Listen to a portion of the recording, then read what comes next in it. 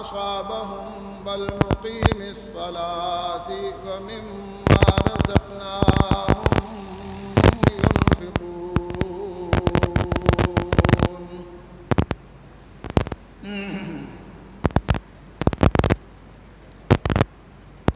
محترم بزرگوں اور عزیز بھائیوں،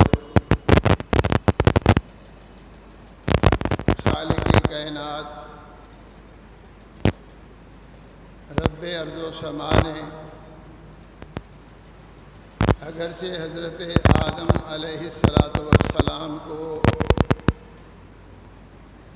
ان کی ایک غلطی پر جنت سے نکالا اور زمین پر آباد کیا اور زمین پر ایسا ماحول بنایا ہے کہ ہم اس پر بھی دل لگا کے اسے پسند کرتے ہوئے اس پر رہنا بھی پسند کرتے ہیں، لیکن یہ صرف اس لیے ہے کہ ہم نے اصل چیز ابھی تک نہیں دیکھی۔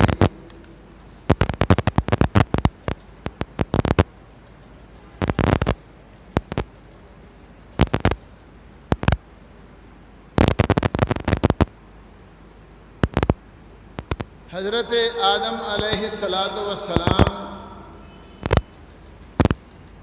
نہ صرف یہ کہ اصل دیکھ چکے تھے، بلکہ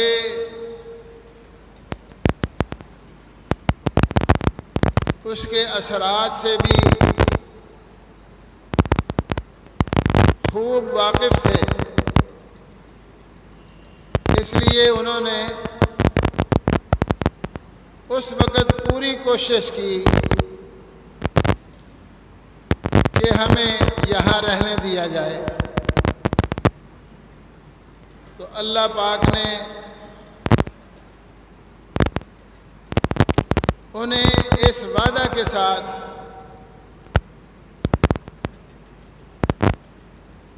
کہ اب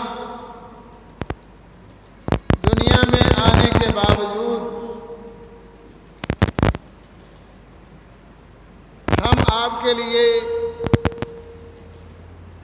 یہ نرم گوشہ رکھتے ہیں کہ آپ کو دوبارہ جنت میں پہنچنے کا رستہ دکھائیں گے، اور یہ وعدہ اللہ پاک نے پورا کیا۔ ہر علاقے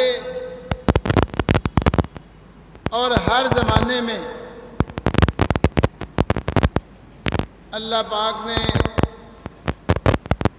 لوگوں کی رہنمائی کا معقول اور مناسب انتظام فرمایا، تاہم یہ اختیار انسان کو دیا گیا کہ وہ اگر ہمارے بتائے ہوئے راستے پر چلنا چاہتا ہے، یہ بھی بتایا گیا کہ حق یہی ہے، لیکن اسے اختیار ہے الحق من ربکم من شاء فلیؤمن ومن شاء فلیکفر۔ حق وہی ہے، سیدھا راستہ وہی ہے، جنت کا راستہ وہی ہے جو اللہ کی طرف سے بتایا گیا ہے، لیکن جو چاہتا ہے صاحب ایمان بن جائے، تصدیق کرے اور اس راستے پر چلے، اور اگر کسی کا دل مطمئن نہیں ہے تو وہ آزاد ہے۔ من شاء فلیکفر، وہ کفر کرنا چاہتا ہے تو کفر کرے، لا اکراہ فی الدین، اللہ کے ہاں دین اسلام ہے، اس میں داخل کرنے کے لیے کوئی جبر اور زبردستی نہیں ہے، لیکن ہدایت ایسی واضح اور مکمل ہے، اگرچہ دو لفظی بات ہے، نیکی کا حکم دینا، برائی سے بچانا اور روکنا، لیکن مکمل ہے۔ تمام وہ اعمال جن کے کرنے سے انسان جنت کا وارث اور مالک بن سکتا ہے،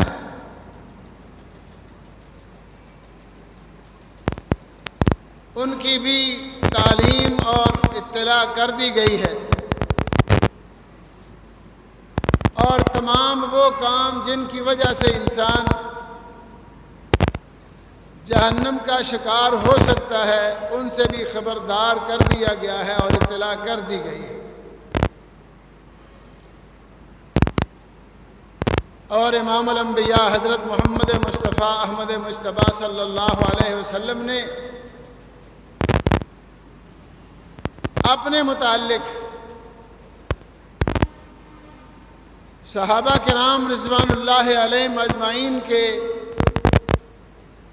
سب سے بڑے اجتماع میں یہ بات سوال کرتے ہوئے واضح کر دی تھی کہ جو کام خالق کائنات نے میرے ذمہ لگایا ہے، آپ کا کیا خیال ہے کہ میں نے وہ کام کیا ہے یا نہیں؟ تو سب نے بیک زبان یہ اعتراف، یہ اظہار کیا تھا کہ آپ نے اپنا کام کر دیا ہے، اور جو آپ کے ذمہ فریضہ تھا وہ پورا ہو گیا ہے۔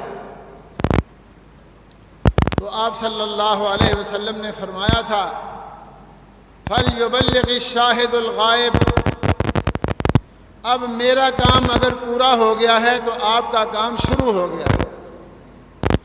جو جو لوگ اس مجلس میں حاضر ہیں، اب ان کی ذمہ داری ہے کہ جو اس مجلس میں موجود نہیں، چاہے وہ اس وقت دنیا میں موجود ہیں یا ابھی آنے والے ہیں، ان تک یہ پہنچانا جو میں آپ کو چھوڑ دے کر جا رہا ہوں، یہ آپ کی ذمہ داری ہے۔ آپ الحمدللہ دیکھ رہے ہیں کہ جیسے امام الانبیاء حضرت محمد مصطفیٰ احمد مجتبیٰ صلی اللہ علیہ وسلم اللہ تعالیٰ کی طرف سے ملنے والا ہدایت نامہ چھوڑ کر گئے تھے، اب بھی اسی طرح محفوظ ہے، موجود ہے، اور تسلسل کے ساتھ آگے بڑھایا جا رہا ہے۔ اور یہ بات یاد رکھو، جب تک یہ سلسلہ دنیا کے اوپر قائم ہے، قیامت نہیں آئے گی۔ اس لیے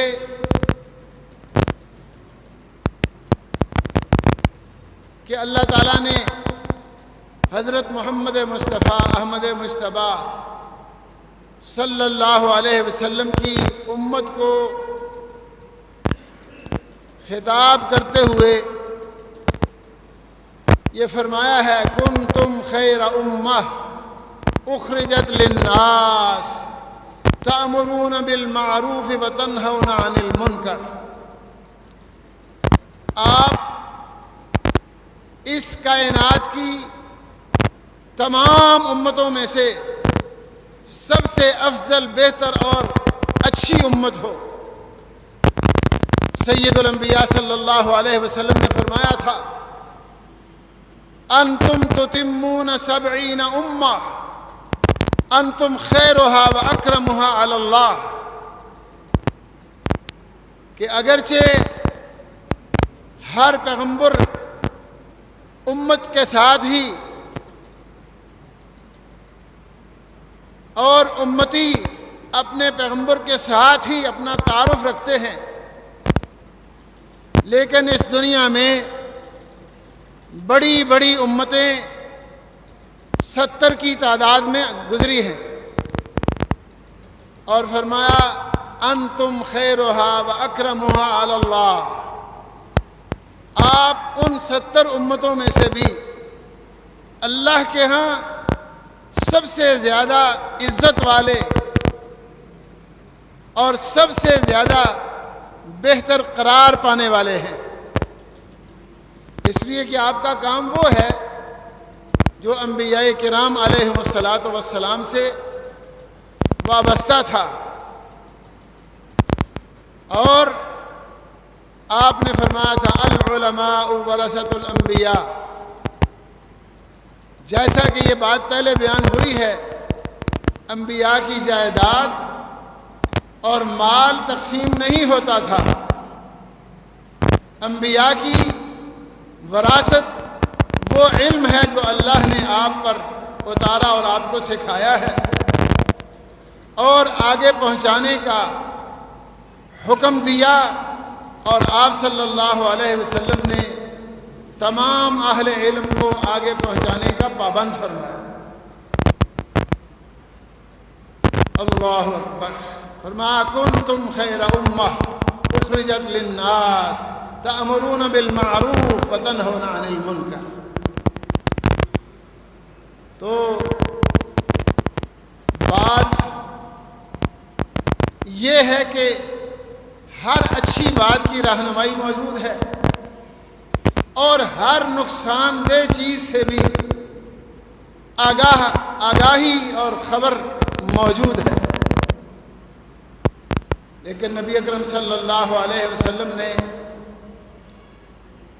फरमाया है कि जो लोग साहिब ईमान, तक़वा वाले, साफ दिल होते हैं, उनको दिल की सफाई पसंद है और वो उन आमाल में रग़बत रखते हैं जिन आमाल में वो भलाई, खैर और जन्नत की आसानी पाते हैं। और वो लोग जो मुनाफिक हैं, कमज़ोर ईमान वाले हैं, उन्हें इसमें रग़बत नहीं होती। और जो अच्छे लोग हैं, उनसे अगर कोई गलती सरज़द हो जाए तो वो यूँ महसूस करते हैं जैसे कोई पहाड़ आ गया, हम उसके नीचे कुचले जाएंगे। उनसे, उनके असरात से हर मुमकिन बचने की कोशिश करते हैं। अगर हो जाए तो तौबा करते हैं, वरना वैसे बचते हैं। लेकिन मुनाफिक या वो लोग जो ईमान से महरूम हैं, अल्लाह ताला महफूज फरमाए, उनकी निगाह में इससे ज़्यादा इसकी कोई हैसियत नहीं। जैसे चेहरे पर मक्खी बैठी और उड़ा दी, काम ख़त्म हो गया, फिर बैठेगी, फिर उड़ा लेंगे, फिर बैठेगी, फिर उड़ा। उन पर इसका कोई असर नहीं होता। इसकी वजह क्या है? वजह यह है कि इंसान को फौरी तौर पर उसके आमाल के असरात से आगाह नहीं किया जाता। बच्चे कभी कभी खेलते हैं और फर्जी खेलें होती हैं, बाज़ पर्चियाँ बनाई जाती हैं, उनके ऊपर नंबर लिखे जाते हैं।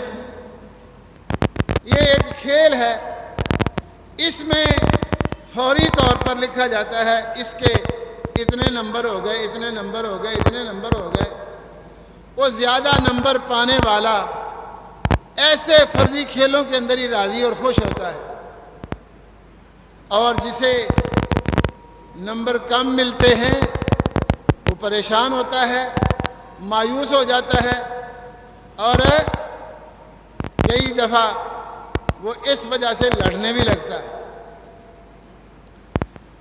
یہ ہماری کمزوری ہے، اور اللہ تعالیٰ کا فیصلہ ہے کہ آج عمل کا وقت ہے، حساب کا وقت نہیں آیا۔ جب حساب کا وقت ہوگا تو پھر عمل کی اجازت نہیں ہوگی، پھر حساب ہی ہوگا۔ بس یہ معمولی سی ایک بات ہے جس کی وجہ سے ہم کمزوری میں مبتلا ہو گئے اور نقد بنقد حالات پر زیادہ یقین کر کے بیٹھ گئے، جبکہ حقیقت کیا ہے؟ اللہ اکبر! جو اچھے اعمال ہیں، جنہیں معروف اور نیک اعمال کہا جاتا ہے، ان میں سے کوئی ایک عمل بھی، چاہے کوئی چھوٹا ہو، اس قابل نہیں کہ اس کو چھوڑا جائے۔ اسلام کا حصہ بننے والا کوئی عمل صالح ایسا نہیں جسے نظر انداز کیا جائے۔ خالق کائنات کا اعلان ہے، من یعمل مثقال ذرۃ خیرا یرہ۔ چاہے عمل کرنے والا کوئی بھی ہو، اس کا عمل چاہے کتنا چھوٹا ہی کیوں نہ ہو، وہ ضرور بضرور اس کے بہتر اثرات پائے گا۔ اور ایسے ہی یہ بھی فرمایا، وَمَن يَعْمَلْ مِثْقَالَ ذَرَّةٍ شَرًّا يَرَهُ، جن سے خالق کائنات نے روکا ہے، منع کیا ہے، ٹوکا ہے۔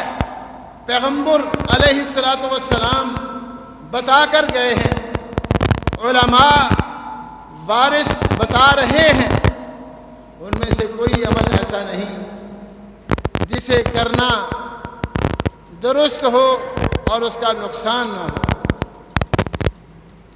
اچھے اعمال کا اچھا اثر ایک اجر و ثواب کی صورت میں ہوتا ہے، لیکن ایک دنیا میں بھی ہوتا ہے۔ اللہ اکبر! اسی طرح برے اعمال کا بھی اخروی اثر بھی ہے اور دنیاوی اثر بھی ہے۔ ہم اس وقت جو بات کر رہے ہیں بنیادی طور پر وہ کیا ہے کہ قربانی کر لی، حضرت ابراہیم علیہ السلام کی سنت پر عمل پیرا ہوئے، لیکن کیا واقعتاً ابراہیم علیہ السلام کی سنت پر عمل کیا ہے یا کہ صرف جانور ذبح کیا ہے؟ اگر انسان سوچتے ہوئے کہ مالک ہونے کی وجہ سے میں نے اختیارات استعمال کیے اور جو میری ملکیت میں جانور تھا اس نے میرا حق کیسے تسلیم کیا، اس پر غور کرے تو پھر انسان کے لیے کچھ بھی کرنا اللہ کے حکم کے مطابق یہ قطعاً مشکل نہیں ہوتا۔ اللہ اکبر! پھر انسان کے لیے آسانی ہوتی ہے اور انسان راضی ہو کر، پسند کر کے، خوشی سے اللہ کی اطاعت کرتا ہے، اور اللہ تعالیٰ کی خوشی سے اطاعت کرنے والے ہی اللہ کی طرف سے محمد رسول اللہ صلی اللہ علیہ وسلم کے ذریعہ یا قرآن مجید کے ذریعہ بشارت پاتے ہیں، بشارت کے حقدار ہوتے ہیں۔ اور بشارت کے حقدار لوگوں کی فہرست آپ کے سامنے رکھی گئی ہے، جن میں 2 اوصاف بیان ہو گئے۔ اب تیسرا وصف اللہ پاک نے فرمایا، والمقیم الصلاۃ،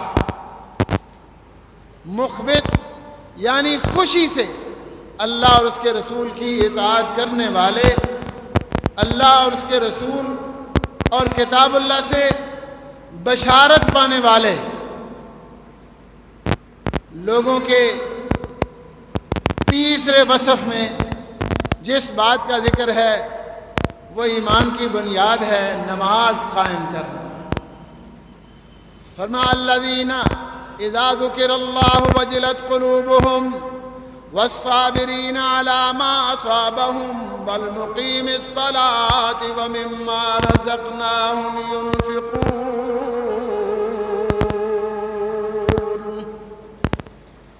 یہ پہلے دو اصحاب بیان ہوئے کہ جس وقت ان کے سامنے اللہ کا ذکر کیا جائے، اللہ کا نام لیا جائے، اللہ کی بات پیش کی جائے، اللہ کا حکم سنایا جائے تو وجلت قلوبہم، ان کے دل ڈرنے لگتے ہیں۔ کیا خیال ہے؟ کیا ایسا ہے؟ اللہ پاک کیا فرماتے ہیں؟ اللہ نزل احسن الحدیث کتابا متشابہا مثانی تقشعر منه جلود الذين يخشون ربهم ثم تلين جلودهم وقلوبهم إلى ذكر الله۔ وہ ہدایت جو نیکی کا حکم اور برائی سے بچنے کی تلقین پر مشتمل ہے، اللہ نے ایسی کتاب اتاری ہے جو سب سے اچھی کتاب۔ اللہ نزل احسن الحدیث کتاب متشابہہ۔ یہ کتاب اگرچہ ایک بڑی کتاب ہے لیکن یہ سب سے اچھی کتاب ہے، اور اسے جہاں سے بھی پڑھیں گے ایک دوسرے کے ساتھ ملتی ہوئی باتیں ہوں گی، لیکن اتنی سچی، اچھی، اتنی بنیادی اور حقیقت پر مبنی باتیں ہیں کہ اللہ پاک کیا فرماتے ہیں؟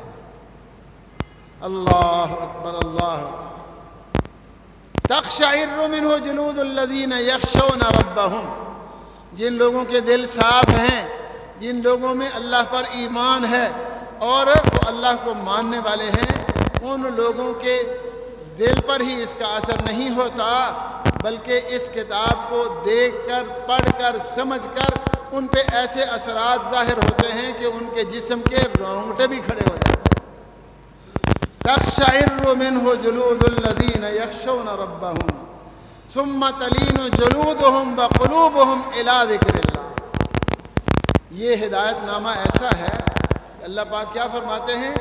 انسان کا صرف دل ہی متاثر نہیں ہوتا، کئی دفعہ ایسا ہوتا ہے کہ انسان ایک خبر سنتا ہے خوشی کی تو اس کی وجہ سے وہ خود اپنے اندر ایسی تبدیلی محسوس کرتا ہے کہ جیسے اس کا ایک ایک بال جو ہے وہ خوشی محسوس کر رہا ہے، رونگٹے کھڑے ہو جاتے ہیں۔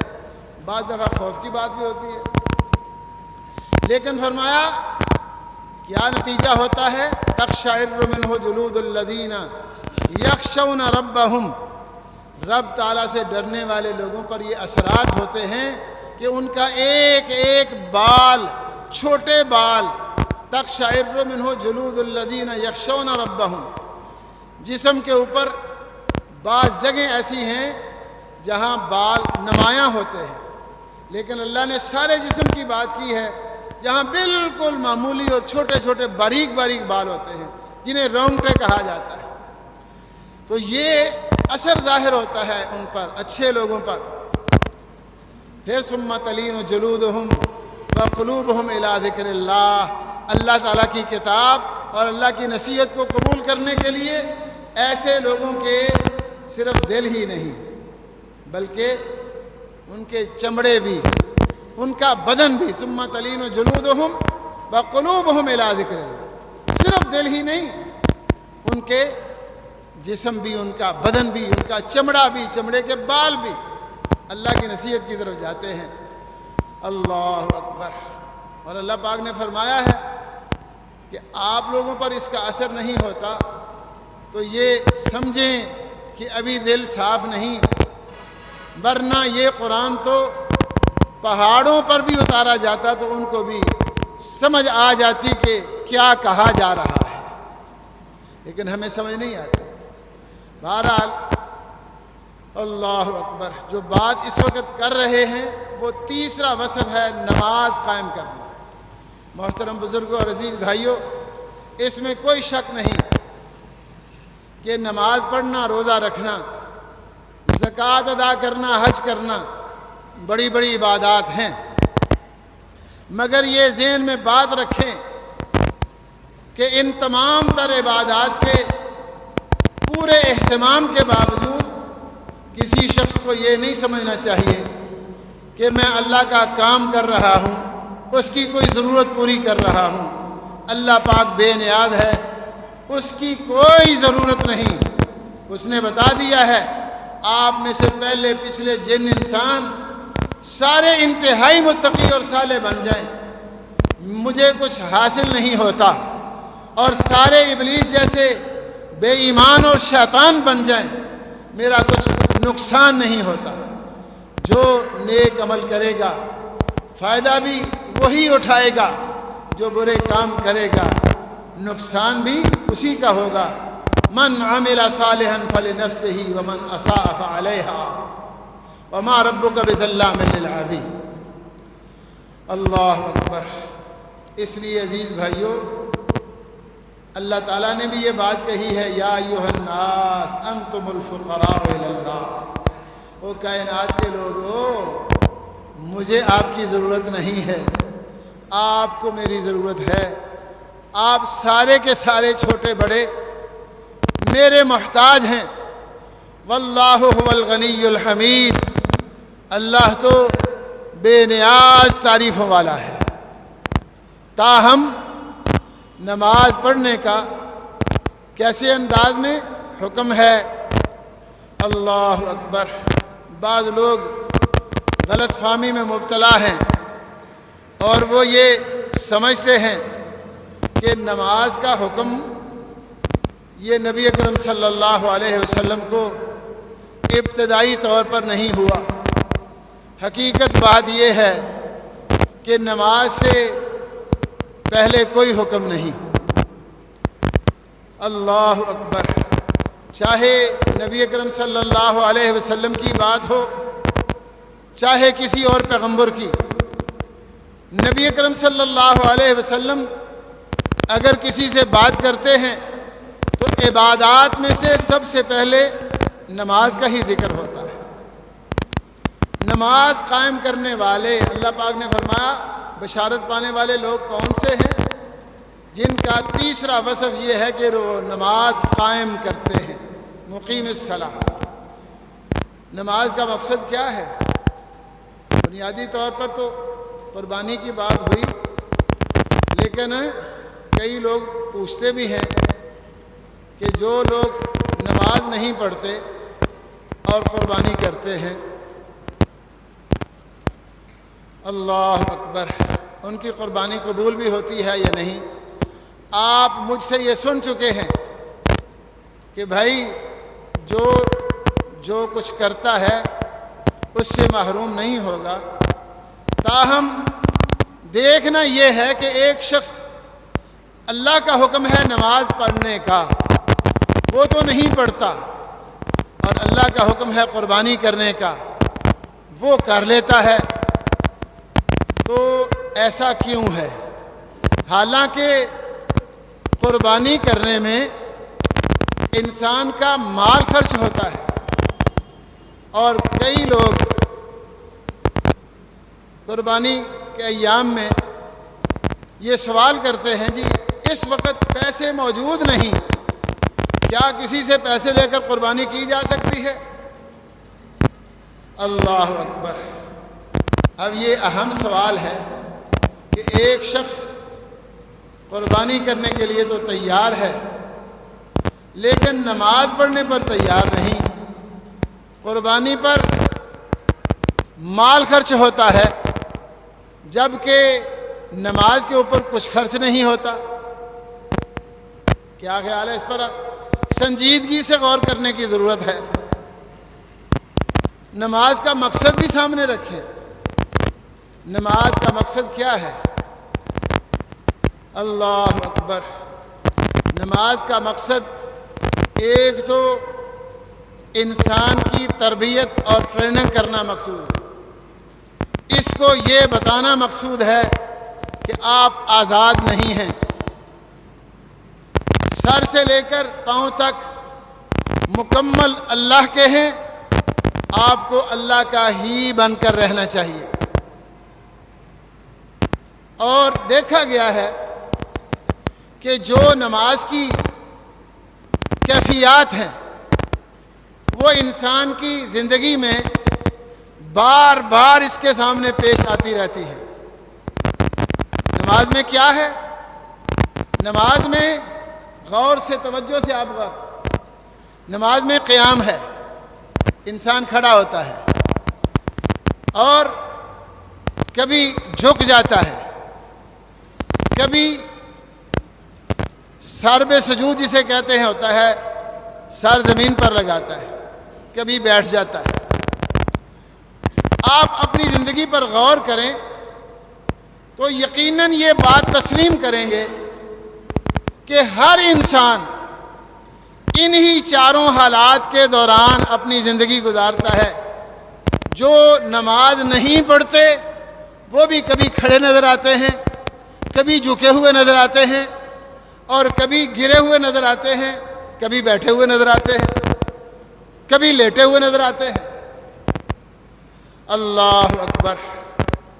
حالانکہ نماز کے اندر عام حالات میں آدمی کو لیٹنے کی کوئی بات، اور انسان عموماً لیٹتا بھی آرام کرنے کے لیے ہے، لیکن ہم نے دیکھا ہے کہ انسان کام کرنے کے لیے بھی لیٹ جاتا ہے۔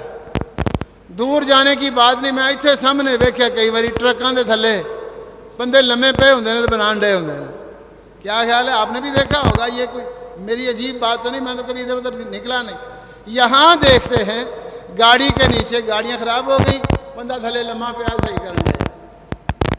یعنی اگر نماز میں یہ چیز بھی ہو جس طرح کے نماز کی اہمیت سے واضح ہوتا ہے کہ جو شخص مسلمان ہو گیا، اگر وہ زندہ ہے، کسی بھی حالت میں زندہ ہے، جب نماز کا وقت ہوگا سارے کام چھوڑ کر اس کے لیے نماز پڑھنا ضروری ہے، چاہے وہ خانہ کعبہ کے اندر طواف کر رہا ہے، یا دشمن کے مقابلے میں جہاد کر رہا ہے، یا وہ بستر مرگ کے اوپر انتہائی سیریس مریض ہے، اگر اس کے ہوش و حواس قائم ہے، وہ کھڑا ہو کر نہیں پڑھ سکتا، بیٹھ کر پڑھ لے، بیٹھ کر نہیں پڑھ سکتا، وہ لیٹ کر پڑھ لے، لیکن نماز کا وقت ہونے پر نماز کی چھٹی نہیں۔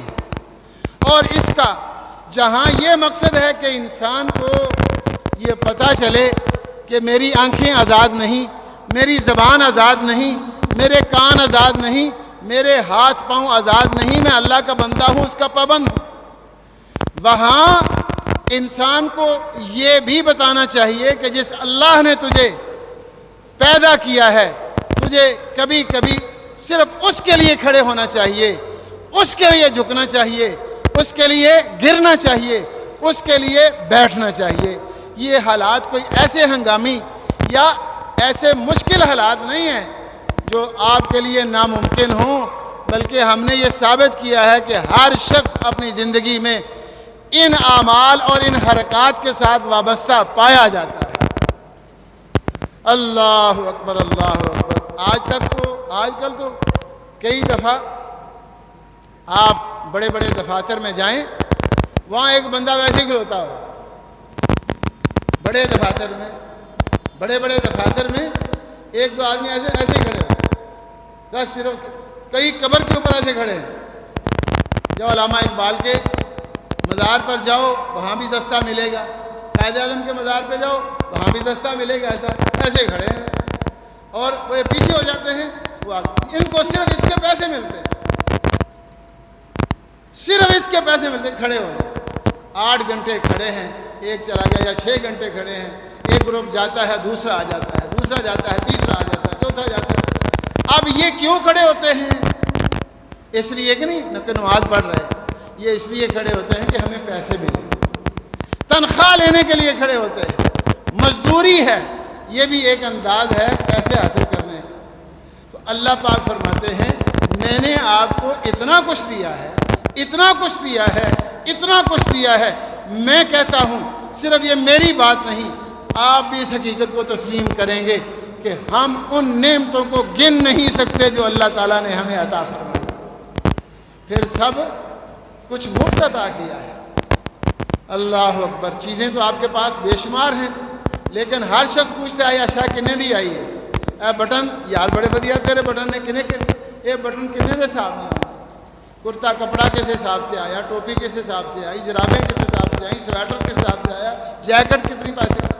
لیکن یہ سب کچھ زیب تن جسم کی زینت ہے, جس کے متعلق یہ ہے. اگر یہ جسم ہی نہ ہو, آپ کو پتہ ہے جب ایک آدمی پورے جسم کے ساتھ صرف روح نکلتی ہے اس دنیا سے رخصت ہوتا ہے, اعلان ہوتا ہے رضائے قضائے الہی سے فلاں حضرت صاحب وفات پا گئے ہیں, وہ دن نہ کوئی باسکٹ پاندہ ہے نہ کوئی اچکن پاندہ ہے.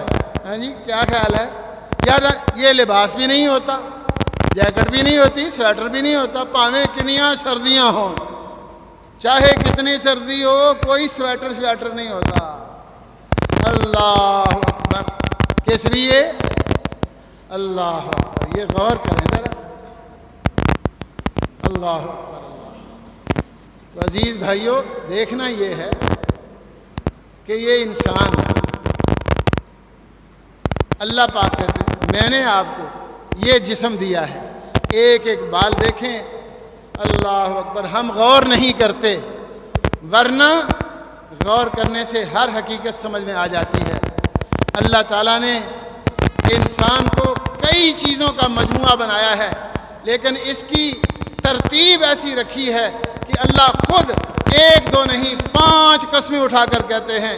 فرما والتین والزیتون وطور سینین وہذا البلد الامین لقد خلقنا الانسان فی احسن تقویم.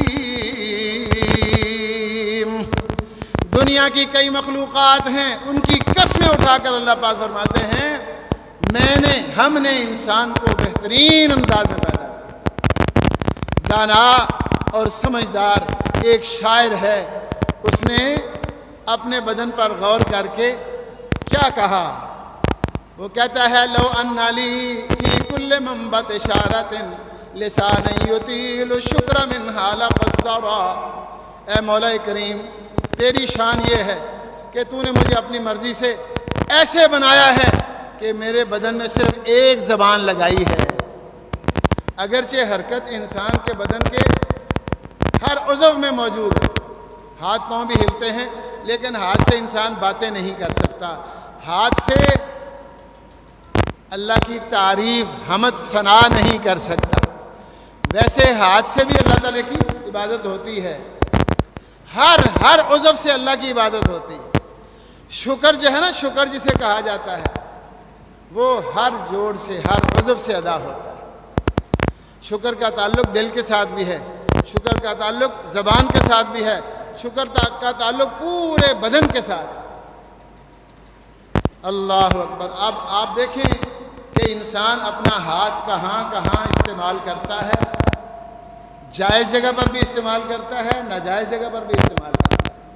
اگر جائز جگہوں پر انسان اپنا ہاتھ استعمال کرے, جہاں اللہ تعالیٰ کی طرف سے استعمال کرنے کی اجازت ہے, انسان چاہے اپنی کوئی ضرورت کا کام ہی کرتا ہو, لقمہ اٹھا کے خود اپنے منہ میں ڈالتا ہے, کیا خیال ہے, تو اس کا بھی انسان کو اجر ملے گا.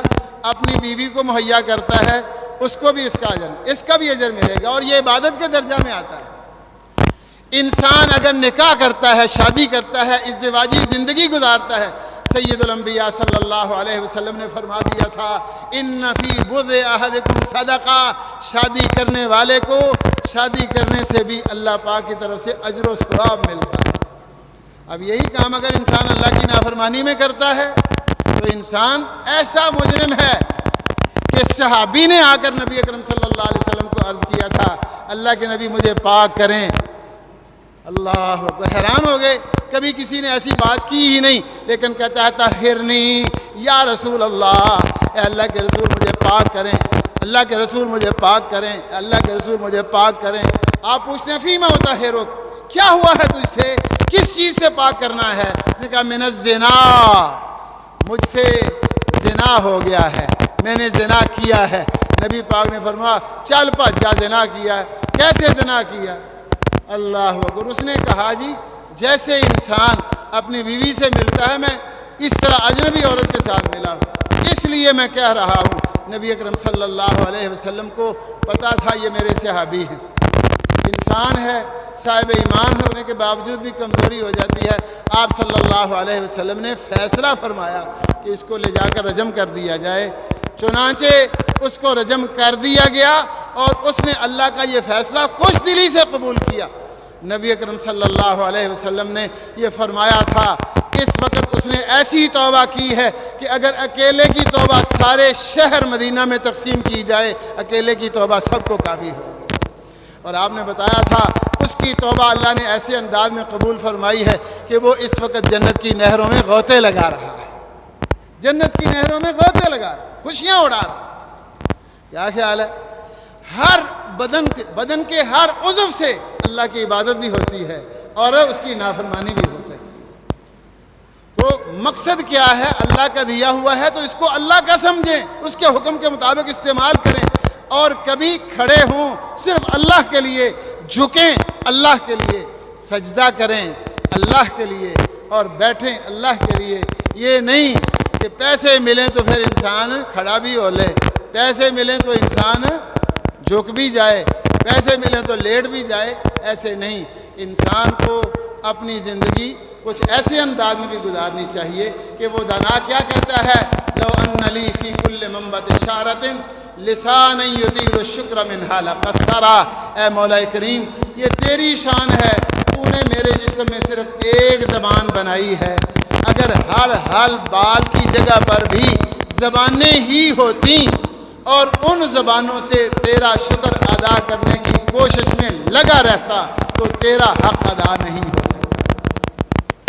اللہ نے انسان کو دیا، اور جس کے لیے تو کھڑا ہونا پسند کرتا ہے اس نے تجھے کیا دیا ہے، اور خالق و مالک نے تجھے کیا دیا ہے۔